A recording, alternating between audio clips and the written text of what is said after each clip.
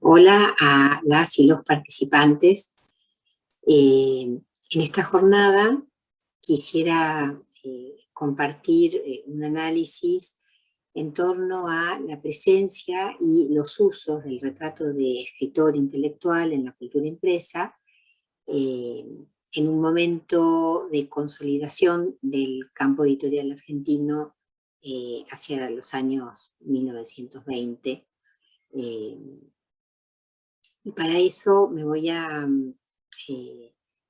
centrar principalmente en la publicación,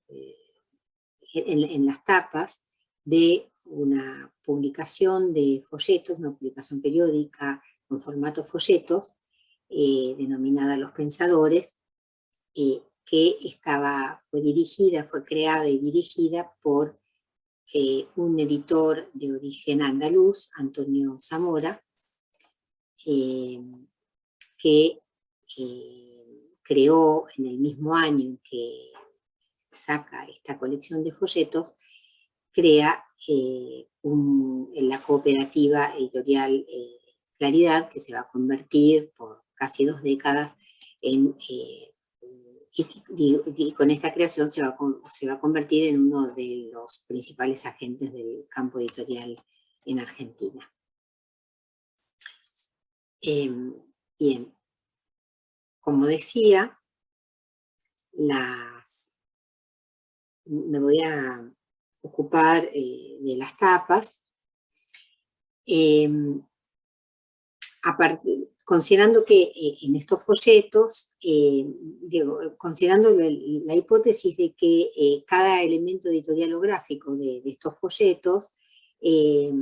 contribuye a vehiculizar en el circuito ampliado de los impresos, a vehiculizar imágenes de la literatura que están centradas en la autoría y que precisamente tienen como primer componente las tapas, y que luego se despliegan en otros componentes de esta publicación, que son las notas biográficas, la decisión de incorporar un determinado tipo de publicidad y no otra, y finalmente en el formato de un texto unitario organizado en 2 columnas. Entonces, eso va a ser un primer momento del análisis. Y luego el análisis de las cubiertas también, además de estos aspectos semióticos, ciertos aspectos semióticos discursivos vinculados a la publicidad, me va a llevar a analizar otros aspectos gráficos, estéticos y de estrategias editoriales que permiten precisar el posicionamiento de la publicación, de la primera publicación de Antonio Zamora en el campo editorial en consolidación, en un periodo de modernización caracterizado por el desarrollo de la cultura de masas. Entonces, el análisis de la gráfica, de las tapas, se basa en la consideración de que los impresos actúan, entonces, como decía, como vehículos de sentido respecto de la cultura escrita y en particular de la literatura, no solo porque son la expresión sensible de un manuscrito, digamos,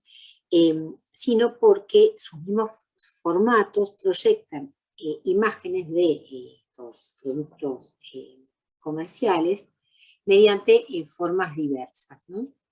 Las tapas, las ilustraciones, los carteles que los promocionan, los avisos de prensa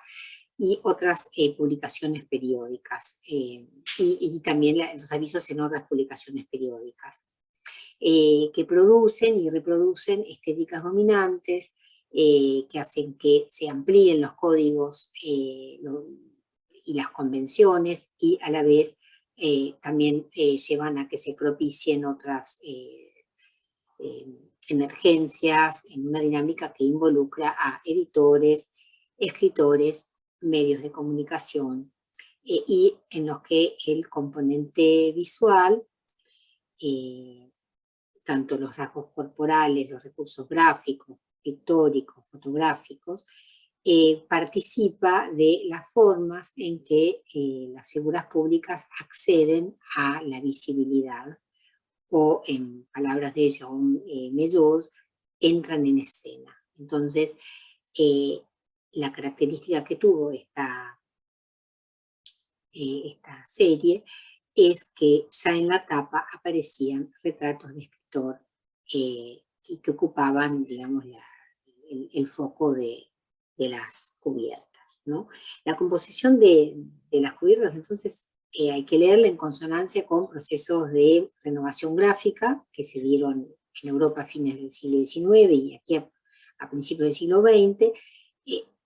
y que acompañaron el proceso de modernización social y cultural de la sociedad argentina, en el que tuvo como algunos rasgos particulares el desarrollo tecnológico e industrial en torno a la producción de libros y de publicaciones. Como también se da en un mismo momento de desarrollo de la comunicación publicitaria, y en esta modernización sucede que hay un abandono progresivo de la confección de tapas con cartulina, digamos, sobrias y sin ornamentos, y que a una tendencia a la utilización de tapas ilustradas, con características de los carteles publicitarios, donde las publicaciones están destinadas a, ante todo, captar la atención de los productos, ¿no? En este caso me interesa destacar también que las tapas denotan un aspecto que no fue tan considerado en el caso de Los Pensadores y de la cooperativa Claridad, que se inaugura el mismo año, es decir, que los folletos a los que Zamora, digamos, elige denominar, y este es el subtítulo que pueden leer en las tapas, decide denominar como selección de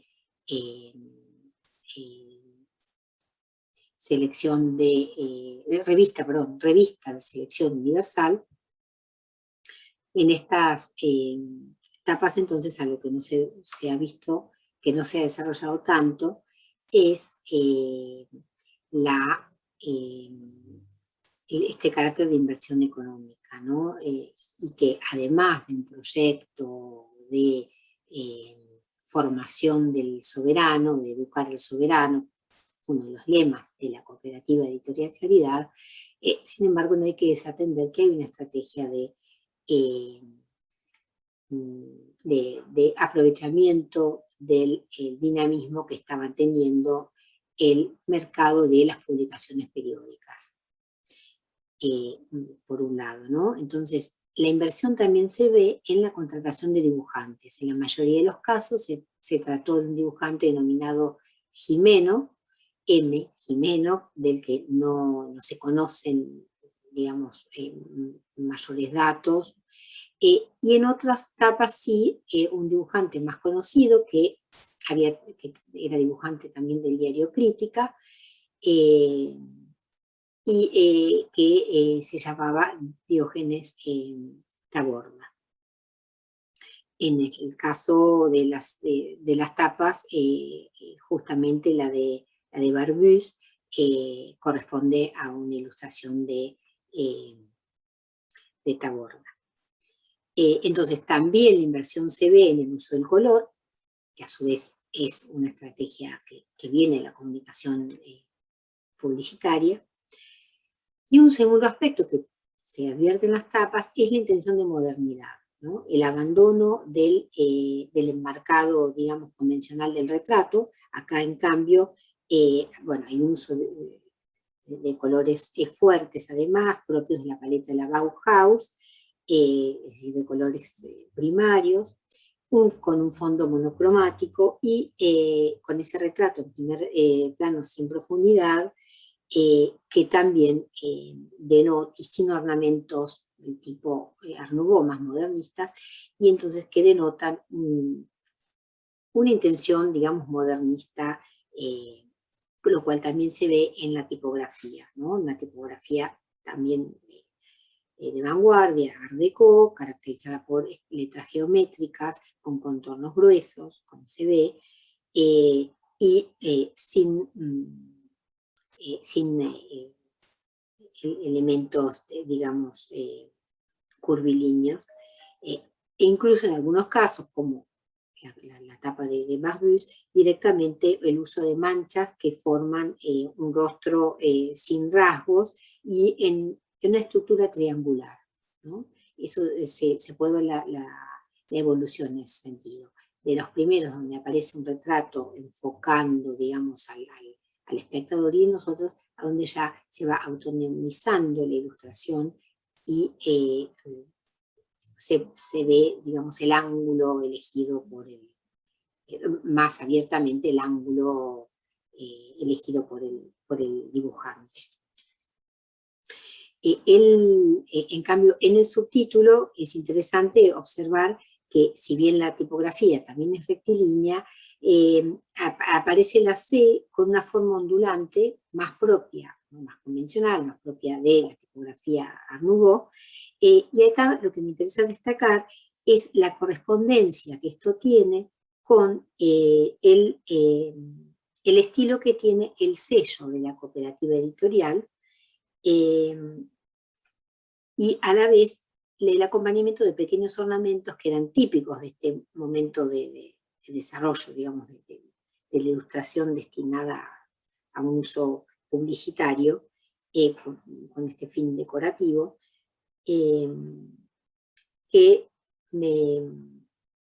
interesa también ver cómo entonces es la figura del autor la que ocupa el primer lugar. Luego viene, podríamos decir, el nombre del autor, que aparece en la tercera línea, es decir, aquí sobre todo, y en un segundo, digamos, en la base, recién el título, ¿no? Eso va a ir variando, pero en todos los casos, digamos que se impone primero la imagen, que luego el texto viene a fijar. Entonces, en cuanto al logo, aquí se puede ver esta inspiración, digamos, en la revista francesa homónima, Clarté, con este horizonte, en el caso de la cooperativa, que irradia, digamos, rayos, con esta idea de la espera de un porvenir ideal de superación de la humanidad, ¿no? Propio en parte de esta cultura humanista de izquierda, que apostaba al progreso humano como clave para la emancipación de la humanidad.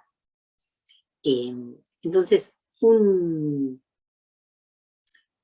un segundo aspecto en relación con esto que se advierte también es el uso de la publicidad, exclusivamente dedicado a promocionar los propios folletos o la editorial, o las estrategias comerciales de la cooperativa editorial, ¿no? Aquí vemos distintas consignas, y lo que me interesa destacar es el modo en que, por ejemplo, en esto, donde dice que las páginas no se mancharán con avisos de ninguna clase, está claramente o implícitamente, pero los lectores lo podían contrastar en aquel entonces, está disputando un espacio con otras publicaciones de la época, las publicaciones periódicas de novelas, como las novelas semanales, la novela del día y tantas otras que luego voy a enumerar, que sí incluían publicidades al interior publicidades de productos de consumo, no estrictamente de consumo intelectual o destinados a la lectura. Entonces ahí hay una estrategia de demarcación que permite sostener la hipótesis de una doble estrategia de Zamora como editor, que apunta a, como decía hoy, como decía antes, a aprovechar ese mercado de lectores disponibles de publicaciones periódicas, ¿no? Es una serie que va del 1 al 100, que luego se va a reconvertir, y a la vez que busca, se propone a la vez como un objeto que se acerca, con cierto carácter libresco, que se acerca y que en ese sentido se busca introducirse al circuito del libro barato, ¿no? Y a un circuito más legítimo, digamos, del libro. En esto también se ve, se entiende así, digo, está apuesta al diseño y al esmero en la presentación, con textos a donde se habla de la calidad de las lecturas y sobre todo la propuesta de un texto unitario asociado a un nombre de autor, ¿no? A un nombre de autor como imagen, si se quiere, como figura sobresaliente de la literatura y a la vez como donde el escritor pasa a ser una suerte de quintesencia de la humanidad, ¿no? Y entonces lo interesante es que la figura del autor aparece asociada, va a estar asociada a un rostro, lo cual va a ser una estrategia bastante innovadora. Esto entonces, como se puede ver bien en los anuncios publicitarios de la propia publicación. Entonces, esta utilización de la ilustración en las tapas para convertirlas verdaderamente en carteles de promoción de la oferta editorial, a la vez permite observar el modo en que las innovaciones gráficas y editoriales en la ilustración de tapas da cuenta de un fenómeno que tampoco se ha advertido lo suficiente, y es que además de haber surgido primero en el ámbito de la prensa periódica, con los magazines ilustrados, la práctica de la ilustración de tapas fue una iniciativa ante todo primero del sector de libros baratos, que replicaba entonces esta tendencia existente en la producción de folletos y en la publicidad gráfica, ¿no? Y desde ahí se expande a la industria del libro. Entonces, en ese sentido, aquí es importante también destacar que las editoriales de libros más serios o de mejor calidad, digamos, recién van a comenzar a incorporar ilustraciones ya en tiempos en que está de auge, digamos, del campo de la edición en Argentina entre los años 30 y 40. Mientras que en las dos primeras décadas del siglo XX se recurre ya a la ilustración y a la fotografía en el sector en crecimiento del libro barato, ¿no? Como una derivación del uso del fotograbado en los periódicos. Eso así entonces se entiende como una colección, digamos, de comienzo del siglo, 1901, como la Biblioteca de la Nación, que fue una colección, digamos, de novelas, digamos, masivas y destinada a un público ampliado. Sin embargo, no incluían ilustraciones en las cubiertas, mientras que en el mismo periodo, en Caras y Caretas o en otras revistas como magazines, como PBT, sí ya aparecían. O también lo mismo se puede decir que esta innovación aparece en la madrileña del cuento semanal, donde aparecen, y acá es interesante ver cómo al comienzo, los 2 primeros años de existencia de la publicación, hay caricaturas, hay figuras de escritor en la tapa, no son retratos, son caricaturas, y luego se va a abandonar ese formato y se va a pasar a ilustraciones que más se relacionan con un título, con el título editado. Eso es una tendencia que se va a afirmar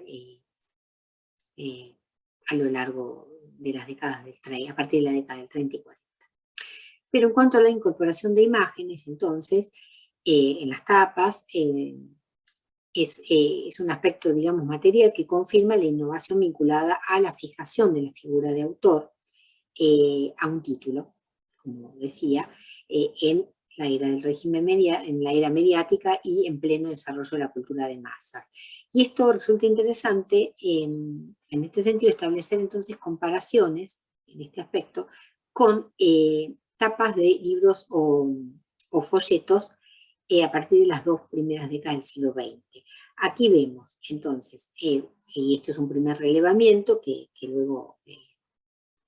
hará falta que continúe, pero hay se observa una oscilación entre usos más convencionales, como el caso de los folletos, estos folletos de carácter unitario, como Ediciones Mínimas de Ernesto Morales y Leopoldo Durán, o Ediciones Selectas América de Samuel Blusberg, y entonces en uso más convencional es donde predomina el título de la obra, y otras tapas donde sí aparece el autor y la fotografía, pero en su interior, por ejemplo, en el caso de estas series que acabo de mencionar. Y eso por un lado, digamos, que es un sector que tiende más a parecerse al mercado del libro. Y en cambio, en los folletos unitarios de circulación masiva, como los que están aquí abajo, la novela semanal, la novela argentina, la novela del día, o incluso los intelectuales, ahí en cambio claramente se ve un uso del retrato algo más, digamos, menos innovador estéticamente, porque todavía está el retrato, todavía están las ornamentaciones más de tipo modernista, y lo cual contrasta con la propuesta estética de los pensadores, ¿no?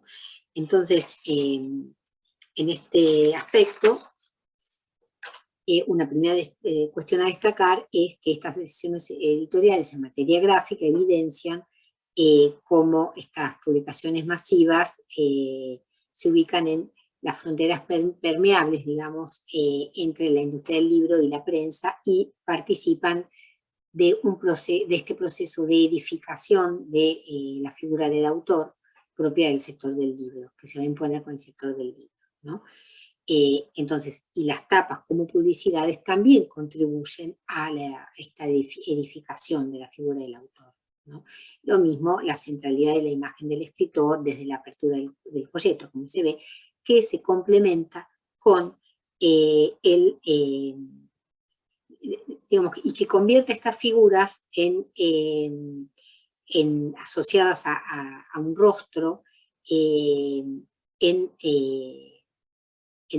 celebridades, o que se las vincula con la representación de celebridades como las actrices, los actores, los cantantes de ópera, etcétera, propia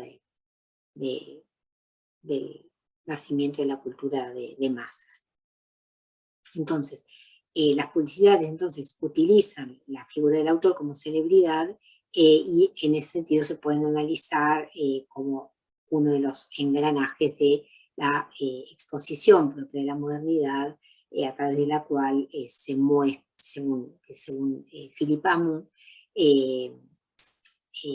una exposición a través de la cual se muestra, digamos, a un público más amplio y ya no solo restringido, se muestran los escritos, los discursos, imágenes y prácticas de lectura legítimas, digamos. Aquí se ve entonces el carácter complementario que tiene en torno a la figura y el universo del autor la nota biográfica. Y entonces, en este aspecto, quisiera destacar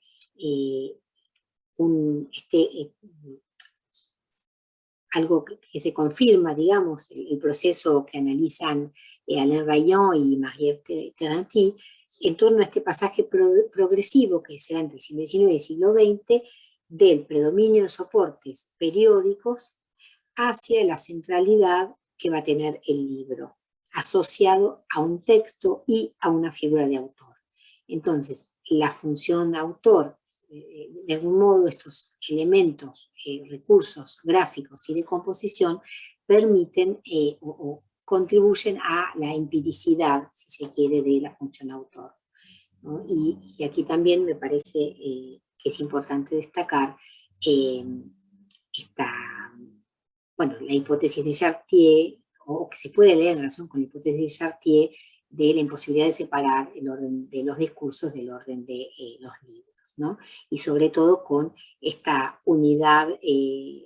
digamos, la unidad textual garantizada por el nombre propio y asociada a una unidad textual o codicológica visible en una materialidad. Entonces, bien, a modo de conclusión, se puede decir que los pensadores combinó la actividad comercial con la edición de una literatura selecta, pero que fuera accesible a sectores populares y medios en ascenso con intereses intelectuales o políticos. De este modo, los pensadores competían con una oferta diversa de publicaciones periódicas, que son las que mencioné, y a la vez competía con el sector del libro barato.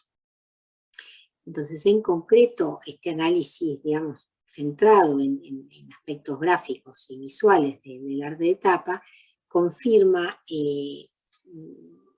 por un lado, el hecho de que la modernización de la industria gráfica fue impulsada desde el sector de la prensa periódica y que luego se trasladó hacia las nuevas propuestas de multiplicación de la producción en el sector editorial.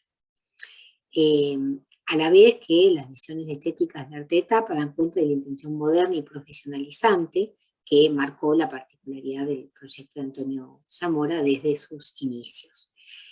Y a su vez, el análisis de tapa evidencia el modo en que éstas materializan y contribuyen a la construcción de una imagen de autor asociada indisolublemente al libro. Es así como el nombre de autor, la función autor resultan indisociables de estos aspectos concretos, que más allá de lo verbal vehiculizaron y potenciaron los sentidos dominantes en torno a la función autor como imagen de la literatura en la cultura y contribuyeron así a la superstición romántica del autor y a la centralidad que tuvo en el sector del libro. Muchas gracias.